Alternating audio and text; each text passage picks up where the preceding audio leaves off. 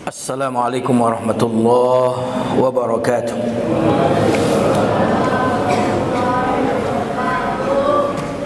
Alhamdulillahilladzi faddalana bis-siyami wa bil-qiyam fi syahri Ramadan alladzi unzila fihi al-Qur'an. Allahumma salli wa sallim ala nabiyyina Muhammadin sallallahu alaihi wasallam wa ala alihi wa ashabihi wa man sara ala nahjihi bi ihsanin ila yaumiddin, amma ba'd.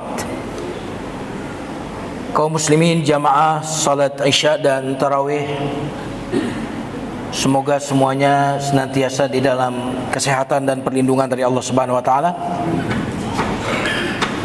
Tema kultum kita pada malam hari ini tentang satu tema yang sebenarnya menjadi keistimewaan puasa itu sendiri, yaitu rahasia puasa. Ini agak bingung, ini rahasia tapi harus disampaikan. Temanya yang dikasih ke saya rahasia puasa. Memang ada hadis Nabi di mana Nabi menyampaikan bahwa di antara keistimewaan puasa itu adalah kerahasiaan. Rasulullah sallallahu alaihi wasallam bersabda, Allah berfirman, kalau saya sebut Rasulullah bersabda, Allah berfirman berarti hadis qudsi. Kullu amal ibni Adam lahu illa siyam fa innahu li wa ana ajzi bihi. Hadis riwayat Bukhari dan Muslim. Setiap amalan manusia itu untuk manusia, kecuali puasa, maka puasa itu untukku, maka aku langsung yang akan membalasnya. Hadis ini biasanya disebut oleh para ulama dengan hadis yang memuat bahwa puasa itu rahasia. Mari kita gali kandungan dari hadis qudsi yang singkat ini.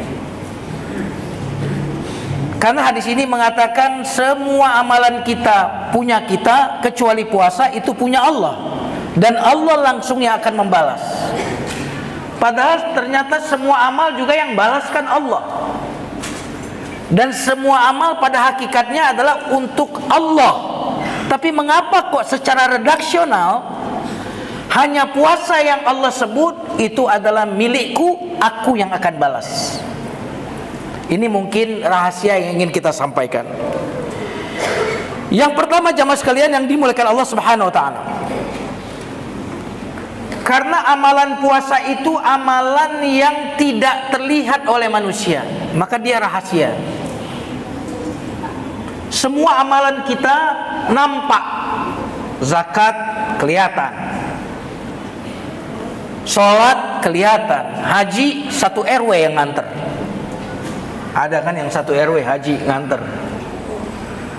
Tetapi puasa adalah satu amalan yang tidak mungkin ada yang tahu kecuali kalau orang ini yang mengatakan aku sedang puasa. Biasanya kita disunahkan untuk mengatakan kalau kita sedang puasa itu kalau ada yang ngajak berantem. Fa in sabahu ahadun aw qatalahu falyakul inni mru'um sha'in. Kalau ada yang mencaci kita dan yang ngajak bertengkar kita, baru kita kasih tahu bahwa saya sedang puasa. Artinya di luar itu kita tidak punya hajat untuk memberitahu bahwa kita sedang berpuasa. Sehingga puasa ini adalah satu ibadah yang sangat besar peluangnya selamat daripada riya. Karena itulah mengapa Allah mengatakan puasa itu untukku, karena memang ikhlas itu adalah sesuatu yang kita peruntukkan untuk Allah. Segala sesuatu yang kita peruntukkan untuk selain Allah berarti di situ tidak lagi ikhlas tetapi riya dan seterusnya. Ini rahasia yang pertama. Jamaah sekalian yang dimuliakan Allah, sehingga kemungkinan besar insya Allah puasa ini diterima oleh Allah. Amin. Iya dong, setuju nggak nih? Ini bukan soal sok yakin, karena memang nggak ada yang tahu puasa itu kecuali Allah dan diri kita. Jadi kemungkinan ikhlas, amin dong. Nah berarti kemungkinan diterima nih puasanya semuanya, amin ya rabbal alamin. Yang kedua, jamaah sekalian yang dimuliakan Allah Subhanahu wa taala, Allah menyebut dalam hadis qudsi tadi bahwa puasa itu untukku atau milikku, aku langsung yang balas. Memangnya ibadah yang lain bukan Allah yang balas, ibadah lain Allah yang balas. Tapi mengapa kok secara redaksional sekali lagi Allah menyebut secara spesifik kalau puasa sih aku yang balas? Ini rahasia yang kedua. Karena seluruh amalan manusia, dalam hadis yang diriwayatkan oleh Imam Muslim, Nabi SAW bersabda, kullu amali ibni Adam yudha'aful hasanatu asyru amsalha ila 700 di'afin. Seluruh amalan manusia itu pahalanya Pak dilipatkan sebanyak 10 sampai 700 kali lipat. Salat kita itu bisa sampai 10 sampai 700 kali lipat. Sedekah kita bisa diganjar 10 kali lipat sampai 700 kali lipat. Ternyata semua amalan itu ada ukuran pahalanya segini dan segitu. Kata Nabi, illa saum, kecuali puasa. Puasa tidak disebutkan berapa pahalanya, sehingga pahalanya rahasia. Pahalanya apa Pak? Nah, kalau rahasia, penasaran nggak? Pengen tahu? Terus kalau puasa berapa Ustadz? Nanti saya tanya lagi, kamu nanya, kamu bertanya-tanya. Puasa itu kata Allah rahasia. Tapi aku penasaran ya Allah, kata Allah rahasia. Kenapa Allah tidak beritahu sekarang? Karena Allah ingin ngasih kejutan kepada kita. Kalau dikasih tahu itu namanya enggak surprise, enggak ada kejutan. Allah ingin mengejutkan kita di hari kiamat nanti.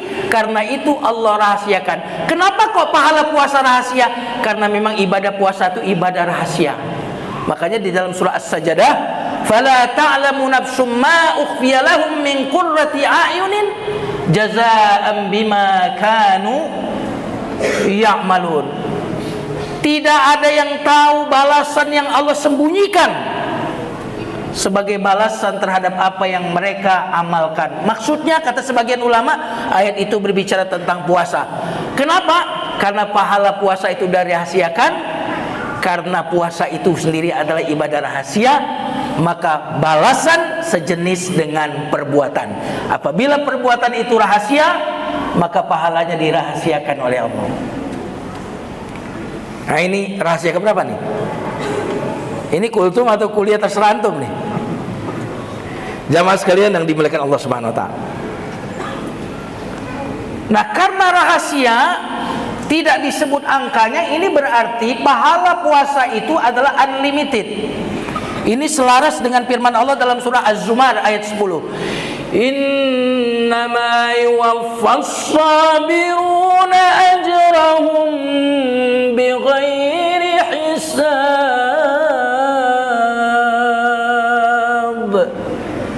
Sesungguhnya orang yang sabar mendapatkan balasan unlimited, tanpa hisab, tanpa hitungan. Dan kita tahu puasa itu adalah ibadah sabar. Orang yang berpuasa dapat 3 sabar. Pertama, sabar karena menjalankan perintah. Kenapa puasa? Taat perintah. Yang kedua, sabar karena meninggalkan larangan. Nggak boleh makan di siang hari, nggak boleh minum di siang hari. Sabar. Padahal makanan yang di kulkas itu halal nggak? Halal nggak? Boleh nggak di siang hari dikonsumsi bagi yang puasa? Tidak. Kapan bolehnya? Maghrib. Minuman halal nggak di kulkas? Halal. Boleh nggak di siang hari dikonsumsi? Nggak boleh. Kapan bolehnya? Pas azan maghrib. Istri halal nggak? Udah dinikahin halal nggak? Di siang hari boleh nggak? Nggak boleh. Kapan bolehnya? Habis tarawih.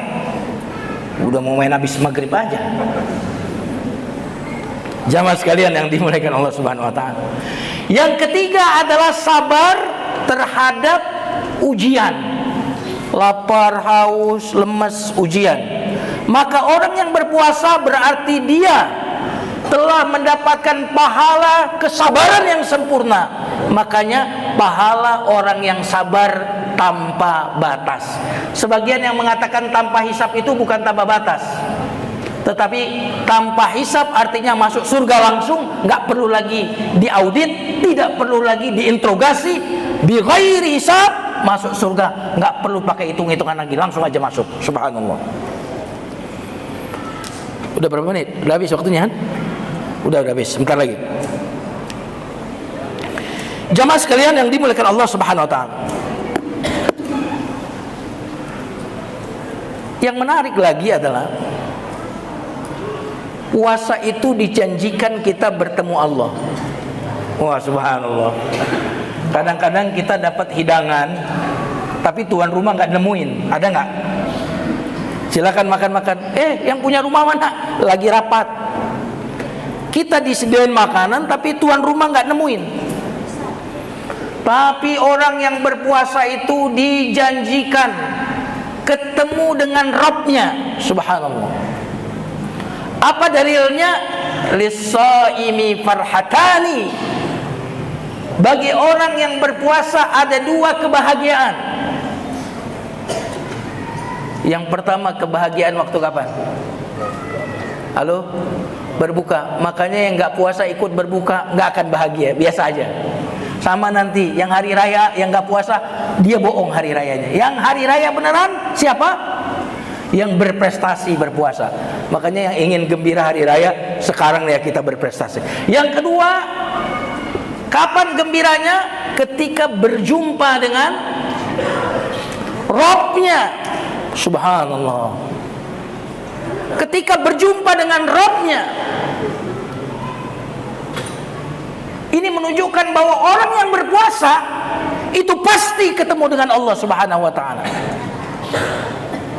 Faman kana yarju liqa rabbih falyamal 'amalan shalihan. Tadi saya tidak janjian ya. Antum tadi baca ini kan? Enggak janjian loh saya tadi. Siapa yang ingin bertemu Rabbnya, maka hendaklah dia beramal soleh. Dan puasa amal soleh. Wala yusyrik bi ibadati rabbi ahada. Tidak menyekutukan Allah dalam ibadah. Ikhlas. Dan ibadah ikhlas itu adalah puasa. Subhanallah. Kalau ini terakhir beneran. Pak. Oh, alhamdulillah masih segar ya. Di hari kiamat nanti, ini termasuk yang baru yang saya dapat. Kalau yang tadi saya sudah lama saya ketahui, tapi yang akan saya sampaikan terakhir ini baru, dan kemungkinan besar baru bagi jamaah semuanya. Di hari kiamat nanti, saat kita disidang oleh Allah, ada orang-orang yang pernah kita zalimi, meminta hak mereka. Ya Allah, kata orang-orang terzalimi, dulu si fulan itu zalim kepadaku, aku ingin menuntut hakku. Kata Allah kepada si zalim tadi, bayar dia, bayar pakai sholat. Ada lagi yang nuntut, bayar pakai pahala zakatnya, pakai pahala hajinya. Tetapi ternyata ketika pahala ibadah-ibadah itu habis, masih ada yang menuntutnya, meminta haknya. Lalu si hamba yang zalim ini tidak ada lagi pahala kecuali pahala puasa.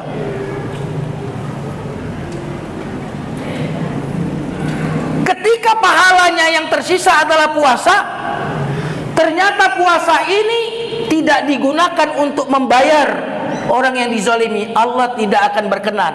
Kata Allah, kalau yang itu aku yang bayar langsung. Kau dulu menzalimi dia, kata Allah, aku yang nanggung. Kesalahanmu aku yang nanggung. Urusanku dengan yang kau zalimi itu kepadaku. Karena puasa ini untukku, tidak mungkin yang untukku aku berikan untuk yang terzalimi itu.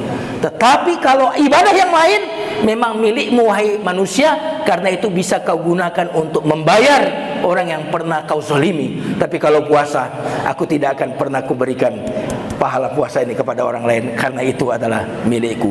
Subhanallah, luar biasa puasa ini. Semoga Allah menguatkan kita dan menerima ibadah puasa kita. Barakallahu li wa lakum. Wassalamualaikum warahmatullahi wabarakatuh.